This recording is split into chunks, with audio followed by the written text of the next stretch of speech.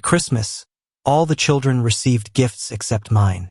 There wasn't enough money for them, said my dad, handing out new phones to his other grandchildren, which he had bought with my money. I didn't say anything. My daughter replied, "Why don't Grandpa and Grandma love us?" Everyone burst out laughing. 30 minutes later, their faces turned pale because I blocked the credit card they had access to, and that was just the beginning. I don't understand how anyone could treat children like that, especially their own grandchildren, especially on Christmas. That night, watching my kids standing there with empty hands while everyone else unwrapped expensive gifts, I realized something that made my stomach turn. I was ashamed of my parents. It wasn't just about the gifts.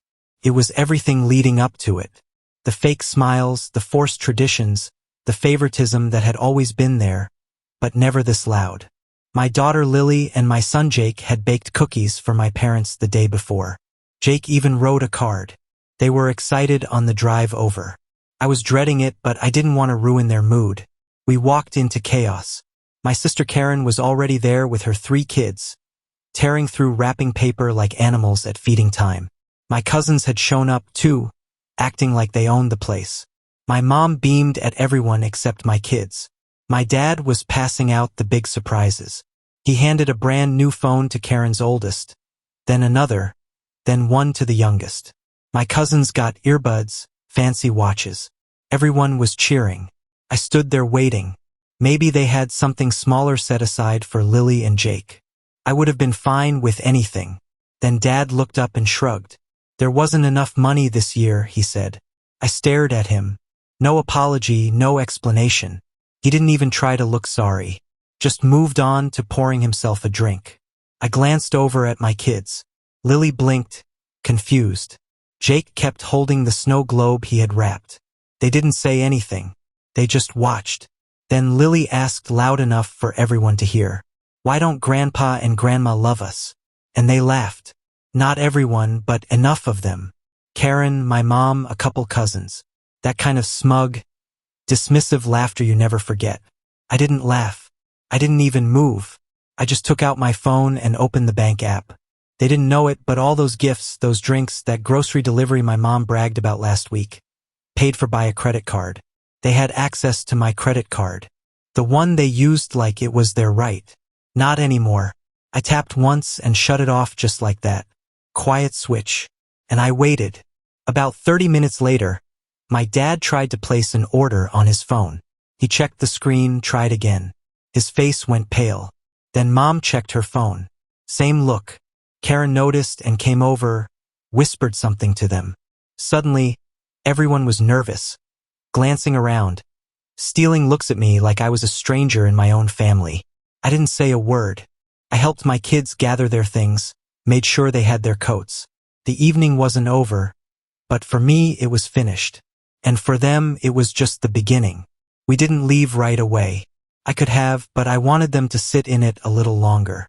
The silence, the confusion, the shift they could feel, but didn't understand yet. I stayed on the couch with Lily curled next to me and Jake playing with the snow globe he brought. Every now and then, my dad glanced at me like he was waiting for something. My mom kept fidgeting with her phone. Karen looked annoyed that the spotlight had moved off her kids. Dinner was served late, and the tension in the room was thick enough to chew. Ham, mashed potatoes, store-bought sides they claimed were homemade. They didn't even set a spot for Lily and Jake until I said something. My cousins were loud and drunk already, bragging about vacations they took with smart budgeting, even though I knew one of them had borrowed $2,000 from my dad last month. That money also mine. My dad stood up with a glass in hand like he was giving a TED Talk. "We just want to say how thankful we are for everyone here tonight," he said. "This family has stuck together through a lot. And even when things are tight, we find ways to make the holidays special." I didn't let it go. Yeah, like maxing out someone else's credit card. Everyone looked at me. "You want to talk about tight?" I continued. "I paid for every gift on this table, every cater tray, every one of your bills for the past year, Karen. Groceries, your utilities. You've never once said thank you." Karen's fork dropped. My mom opened her mouth but didn't say anything. My dad's jaw locked. Andrew, we can talk later. My dad said, no, we're talking now. Because apparently there wasn't enough money to get anything for my kids. But there was enough to buy your golden grandchildren new iPhones. You looked my daughter in the face and let her believe she wasn't worth even a cheap toy. Karen finally snapped. Don't turn this into a pity show. My kids needed phones for school. They have 3 tablets, 2 laptops, and one of them literally broke a phone last month playing TikTok roulette. She went quiet. Mom, you told me you didn't have money to refill your prescription, but you got new patio furniture last month and a pedicure. You Venmo'd Jake $20 for gas last week because he couldn't afford it. That money came from me. I turned to everyone. They've all been bleeding me dry and treating it like a favor I owe them. And I never asked for anything in return, not even gratitude. But today, I watched you laugh at my kid for asking if her grandparents love her. So now we're done. My mom looked stunned. My dad was still holding his glass like he forgot he was supposed to drink from it. Karen muttered something under her breath and walked out of the room. Her kids started complaining they were bored. My cousins stared at their plates. Come on, Lily. Jake, we're going. They didn't ask why. They got up quietly and followed me. On the way out, my mom whispered, you don't mean this. I didn't even look at her. We walked into the cold. It was snowing lightly, but the air felt clearer than it had in years. That night at home, we watched a movie and made popcorn. It wasn't the Christmas I imagined, but it was the one I needed. Peaceful, honest hours. By midnight, my phone was buzzing nonstop. First, a message from my dad. Let's talk tomorrow. Then my mom. We didn't mean it like that. Karen followed up with, you're being dramatic. I turned off my phone. Let them sit with it.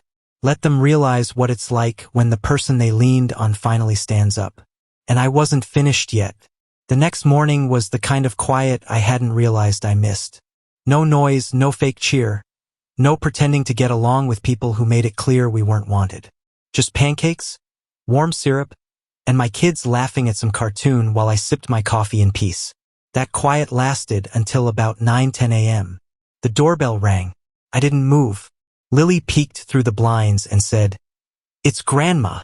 I looked through the peephole. My mom was holding a Christmas tin, probably filled with store-bought cookies she claimed were homemade. My dad stood behind her, hands in his coat pockets, wearing that expression he used when he was about to lie politely. They stood there for a few minutes before walking back to their car. 15 minutes later, I got a string of texts from Mom. We just want to talk. Please don't shut us out. From Dad, let's be civil about this. From Karen, my kids are crying. You couldn't just let us have one nice day. That one pushed a button. I opened her message, stared at it for a few seconds, and closed it again. Not worth it. Instead, I opened up my online accounts. I had a long list.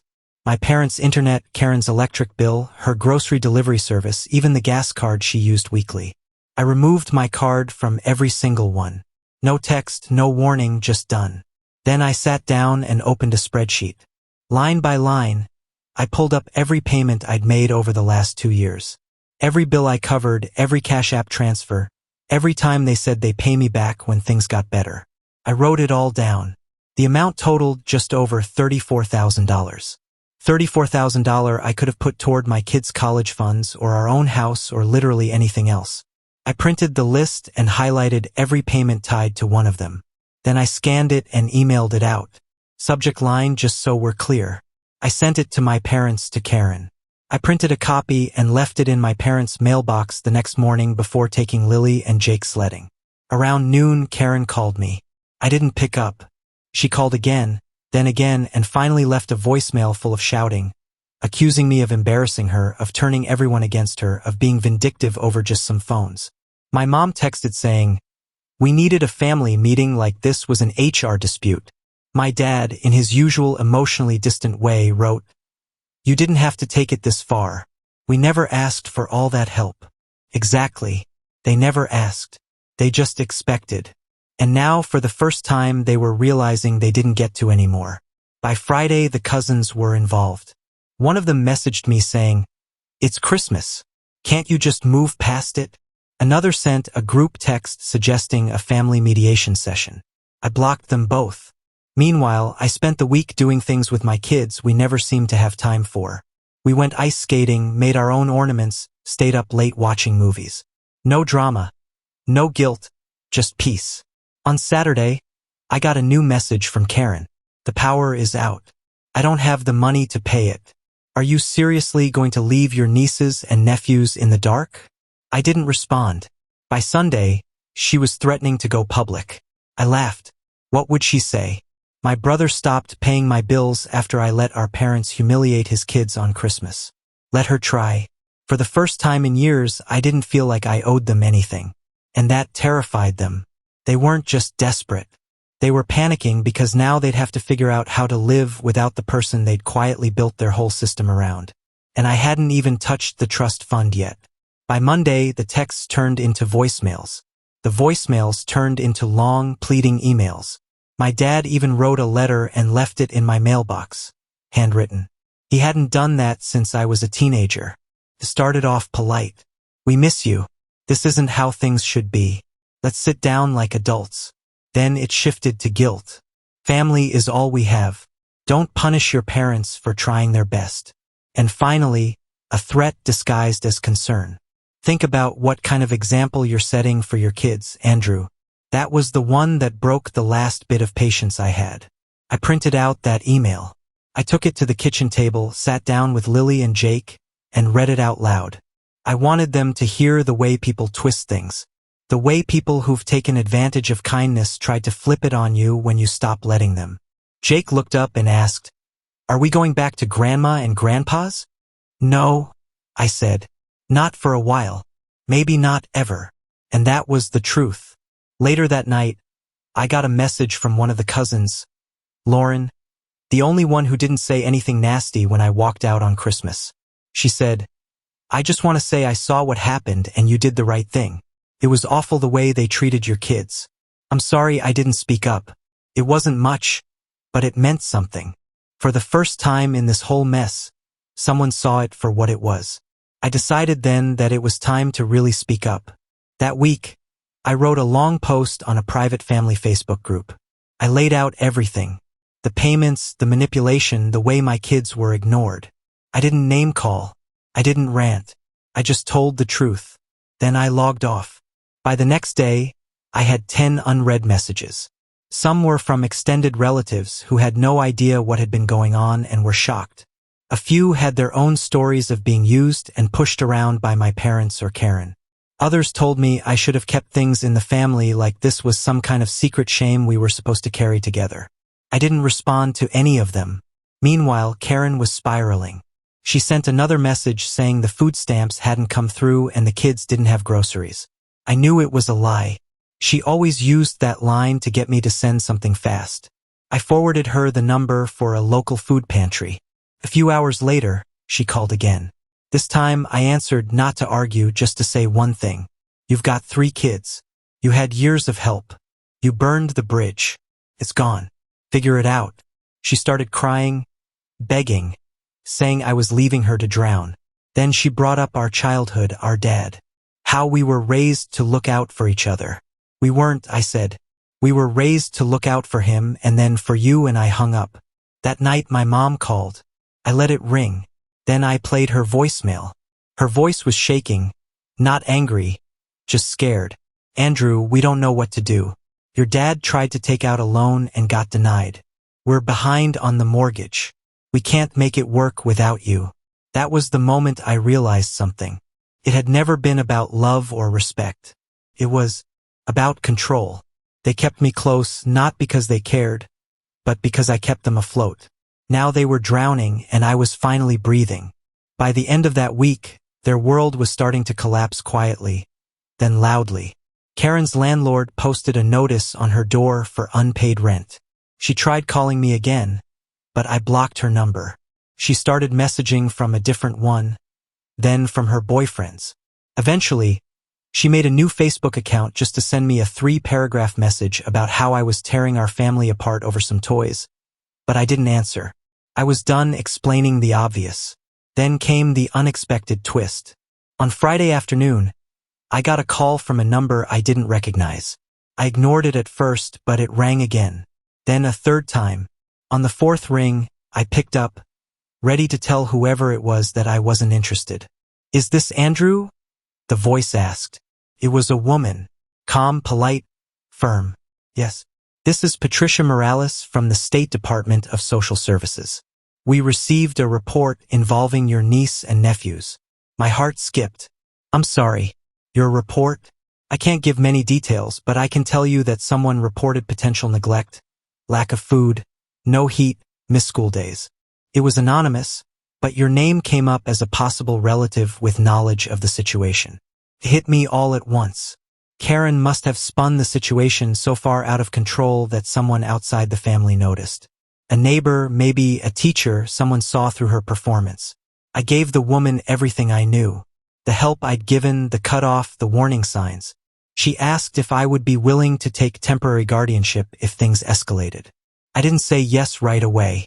Not because I didn't care about those kids, but because I knew exactly what it would mean, undoing the separation I fought so hard to create. Being dragged right back into the center of it all. That night, I didn't sleep much.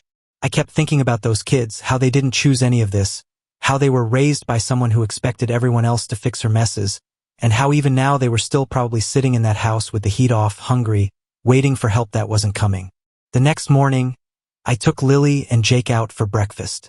I didn't tell them everything, but I told them their cousins might be staying with us for a little while. "Why?" Lily asked. "Because sometimes the adults around them don't make good choices," I said. We got home around noon, and that's when I saw it. My mom's car parked in front of the house. She was sitting in it alone. I hadn't heard from her in 3 days. I told the kids to go inside and walked over. She rolled down the window. Her face looked older than it had last week. Tired, hollow. "They're talking about taking Karen's kids." She said. "They called me too." I said, "Nothing. I don't know what to do." She added, "I don't even know how it got this far. You laughed at my daughter." I said, "That's how it started." She didn't argue. She just looked down at her hands. Then she pulled out an envelope. "I sold some jewelry. It's not much, but it's what I could do." I took the envelope but didn't open it. I told her I'd think about it, and I did. That night, I called Patricia back and told her I'd be willing to take the kids temporarily. No guarantees, no promises, just until they figured out what to do next. By Sunday evening, the caseworker was at my door with a clipboard. I looked past her and saw the 3 of them, Karen's kids, standing on the sidewalk with small backpacks and hollow eyes. Lily and Jake opened the door and stood silently watching them. It wasn't a reunion. It wasn't forgiveness, but it was real. And now things were more complicated than ever. The first night with Karen's kids was quiet, tense. No one talked much. They looked around the house like it was a stranger's. They didn't ask questions, didn't complain, just ate the spaghetti I made and sat with Lily and Jake on the couch while a movie played. No one laughed. It was like they were waiting for the floor to give out beneath them. I didn't make a speech. I didn't try to explain anything. I just gave them blankets and a room and told them they could sleep in as long as they wanted. The next morning, Karen called me again. 3 missed calls, then a voicemail. Her sobbing, saying she didn't know how things got this far, that she was scared that they were her babies and she made a mistake. She begged me not to turn them against her. I didn't respond, not because I didn't care, but because I had cared. I had cared more than any of them for years, and it nearly broke me. My mom called later that day and asked if she could stop by. I said no. She asked if she could drop off clothes for the kids. I said yes, but she'd have to leave them on the porch. She came later with my dad. Either of them rang the bell. They just left a bag of clothes and drove off. Inside the bag, on top of the folded shirts, was an envelope. Another one, this time with a short note from my dad. "We know we failed. We just didn't see it until too late. If there's anything left of this family, let us earn our way back." I sat with that note in my hand for a long time. I wasn't sure if I believed them. I wasn't sure if they believed it themselves. Later that week, Patricia from DSS checked in. The kids were calmer now, eating better, sleeping better. School would be starting again soon, and they were going to need backpacks, supplies, warm coats. I bought everything without thinking twice. And still, I kept the receipt. Not because I expected anyone to pay me back, but because I wanted the record. I wanted the truth in writing in full for the day someone tried to rewrite it. 2 weeks passed, and every single day one of them reached out. My mom baked muffins. My dad sent a handwritten apology letter. Karen sent a photo of her standing outside the DSS office saying she was doing everything they asked. But none of it changed anything, because the thing they never understood was that this wasn't about money. It was about respect. It was about the years of silent expectations, about the constant emotional IUs they dropped at my feet, about watching my kids learn through their actions that love was something you had to earn by giving and giving until you had nothing left. I wasn't angry anymore. I was just done. 3 weeks after that Christmas, I got the final notice from the bank. My parents' mortgage had officially gone into default. Karen's food delivery account was shut down permanently. The lights in her apartment stayed off for 5 days before she moved into a friend's place. Meanwhile, Lily and Jake were laughing again. Karen's kids slowly started to relax. They played board games, fought over the TV remote, asked if they could decorate their room. It wasn't a happy ending, but it was an honest one, and that's something none of them had given me in years. The update. 2 weeks after taking in Karen's kids, the house finally found a rhythm. It wasn't smooth, but it was steady. I split everything into routines, school drop-offs, chore rotations, shared dinners. Lily and Jake adjusted faster than I thought. They didn't complain about the crowded house or the extra noise. In fact, I caught Lily giving her cousin a blanket one night without saying a word. Karen's kids were still wary. They didn't talk much about her, but when they did, it was in fragments. One of them asked if they could stay longer then. Just a little while, I said. We'll see. Because I wasn't going to promise something I couldn't keep. That week, I got a call from a woman at DSS named Diane. Different from Patricia. She was handling the long-term placement side. She asked how things were going, if I felt comfortable with the arrangement continuing. I told her the truth. Yes, I could handle it. No, it wasn't easy. Yes, it was worth it. Then she hit me with something I wasn't expecting. Karen hasn't shown up to any of her mandatory parenting classes. I didn't say anything for a second. She also missed her last 2 check-ins. If that continues, the court might begin a formal process to determine permanent guardianship. My mind went still. Permanent. She kept talking, explaining the steps, the paperwork, the hearings. I only half heard her. My brain was already trying to process what that would mean. Taking in her kids, raising them full-time, no fallback, no escape clause. Later that day, Karen messaged me from a new number again. She said she was rebuilding, that she was finally ready to take responsibility, and then she asked, without irony, if I could help her with a down payment on a new place. That was the last message she ever sent me. I didn't reply. I blocked the number. Then I called Diane back and said I'd consider long-term guardianship. Not because I wanted to, not because I thought it would be simple, but because those kids didn't ask for any of this. They didn't choose their mother. They didn't ask for a broken family. But maybe if I kept going, I could help them build something better than what we came from. That weekend, my parents tried again. They sent a letter. Inside was a check. A real one this time. $1,500. No note, no explanation, just the money. I mailed it back. I don't think they understood that what I took away from them was never about finances. It was trust. And once that's gone, there's no buying it back. 3 weeks after Christmas, the house was loud, messy, unpredictable. But it was also full. Not just with people, with something else. Something my parents' house had been missing for a long time. Warmth, safety, a sense that everyone in the room actually wanted to be there. And for the first time in years, I didn't miss the past. I was too busy building something better.